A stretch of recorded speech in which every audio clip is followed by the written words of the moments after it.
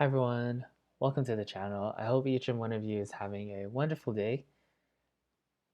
Today we'll be looking at this problem called set matrix zeros, and we're given an m by n matrix. If an element is 0, we set its entire row and column to 0, and we do this in place. Here's an example. We see there's a 0 here at indice 1, 1. So this entire row will become zeros, and this entire column will become zeros as well. Take a look at this example, and we have a 0 here, so this first column is 0, and this first row is 0, and then likewise this row is 0 by this 0 or this 0, and then this column is 0. So let's take a look at this sample.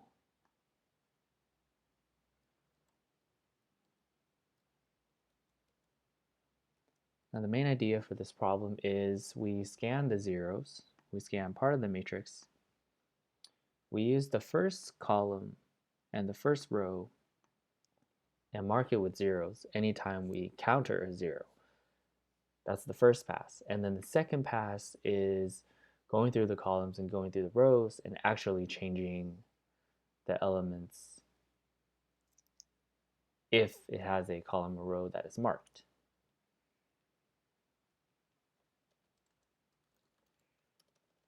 So first pass.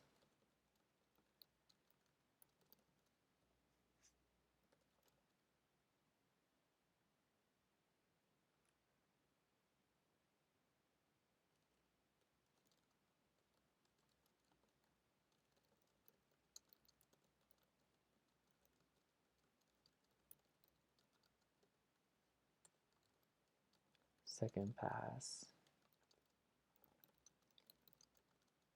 if column or row is marked. So we see if we do this first pass, we scan for zeros and we mark the first column. We see this.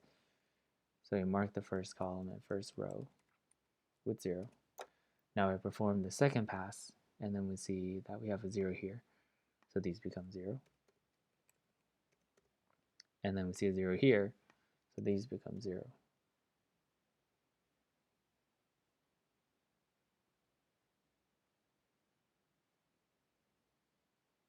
Oh, I'm sorry. We see a 0 here. When this column is marked, when this row is marked, we change the column to zeros.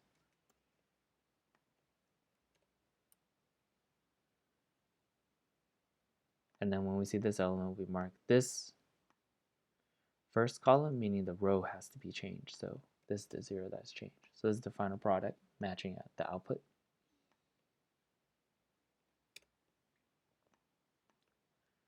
Now we take a look at this. We see we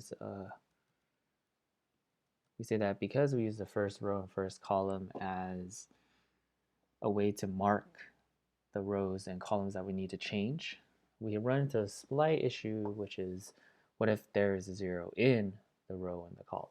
And that changes things a little bit.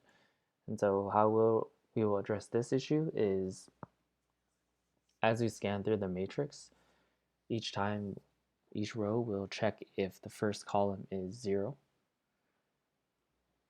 First column, for a particular row, if the first column has an element that is 0, then we'll use a boolean to say that the column is true, meaning that the whole column needs to be 0. So as we scan through this matrix, you see there's a 0 here, and we are in row 0, and then we check the 0th column, which is here, and this 0. So we change our boolean equals true. And that will be the last thing.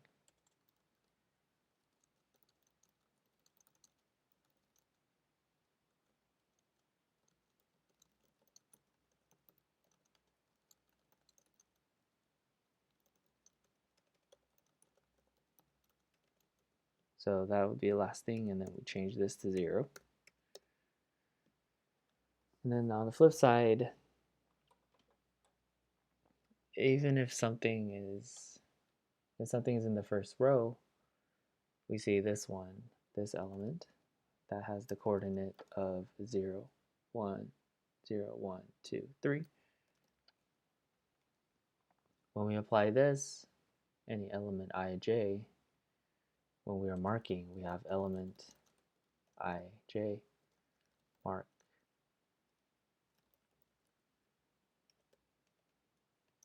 equals 0, mark matrix j equals 0. So when we do that, when we see 0, 3 for I equals j,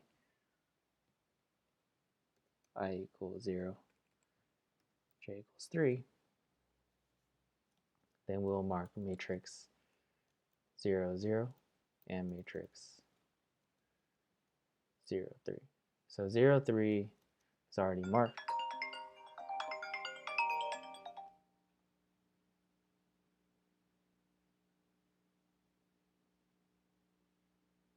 Sorry about that phone call. Okay. Yes. So we see that anytime you have an element in the first row that has a 0, we'll be marking it in 0, 0. So another check that we will do is if matrix 0, 0 equals 0, change entire first row to 0. Now this runtime for this algorithm, I suppose we could discuss a little bit later. So let's code up this solution. First thing is we scan, but before scanning, let's get the number of rows and number of columns.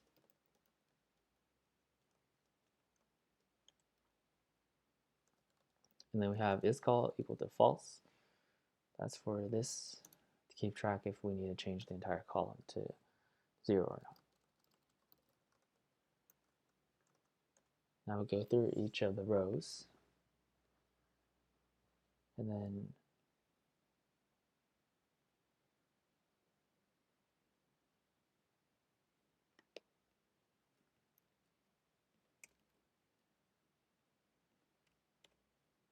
we're scanning for zeros right now, and we will mark the first. As we go through each of the rows, we check if the element in the first column is 0. I will be the row, and then we check if it's 0. If it is, then isCall equals true for later. And the next step is we mark, well, when we mark, we know that we want to avoid the first column because we have isCall to keep track of what is in the first column. And so we will do for I, for j in range,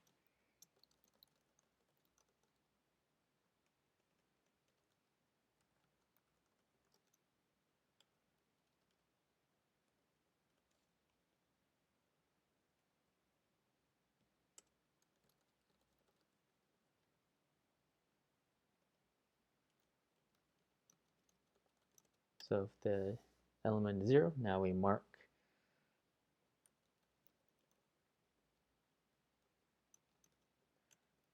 this matrix I0 will mark the first column. Also need to mark the row, so we know to change that row.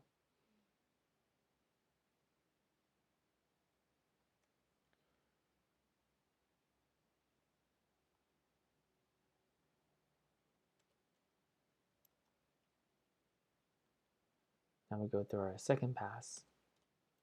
We use all but the first row and the first column because those are the flags that we check if an element needs to be changed to 0 or not.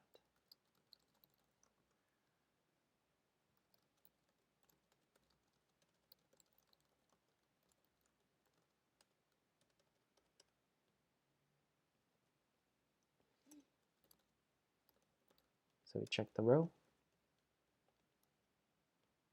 So if it's 0, then it would be false. So if not 0, or matrix j 0, 0j. So if it's 0, then it will be false. So if it's not false, then we'll get true. Then we change the element.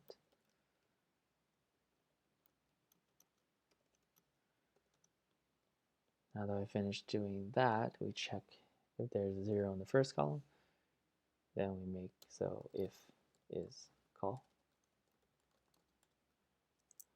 Change the first column, so for I in range, first column, so we'll be using n.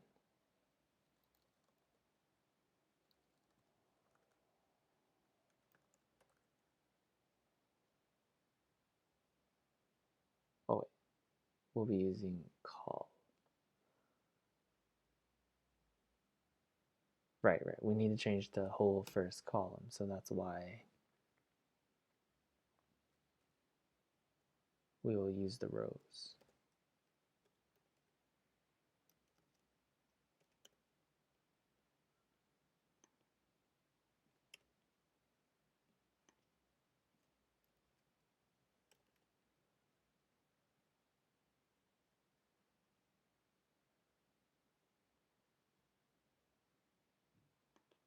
Now if matrix is 0, the 0, 0 element is 0. Then we change the first row, so that one we'll use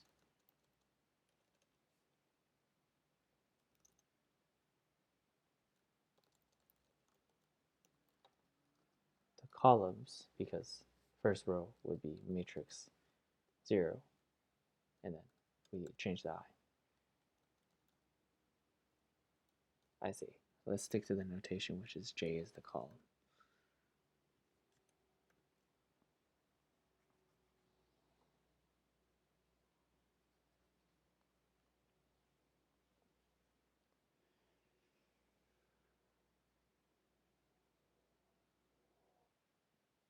I see.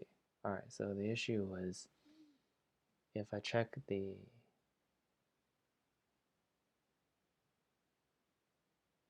column first, then it marks 0, 0, but it's possible that 0, 0 was not 0. All right, so the runtime for this algorithm is,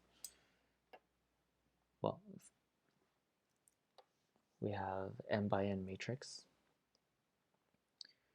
and we go through m by n first pass to mark zeros in the first and second column, first row and the first column, and then we do a second pass, which is, so we add m times n to change the matrix elements, and then we go through the first row if 0, 0 is marked with a 0, and we go through the first column. So that's m times n plus m times n plus n plus m. So the overall runtime is O of n times n, and the space complexity is constant because we are not allocating any space. We're doing everything in place. All right, hope you guys had as much fun as I did and learned. If you would like more content, please follow me on social media and let me know what you want to see in the future. Comment below and enjoy the rest of your day. Thank you.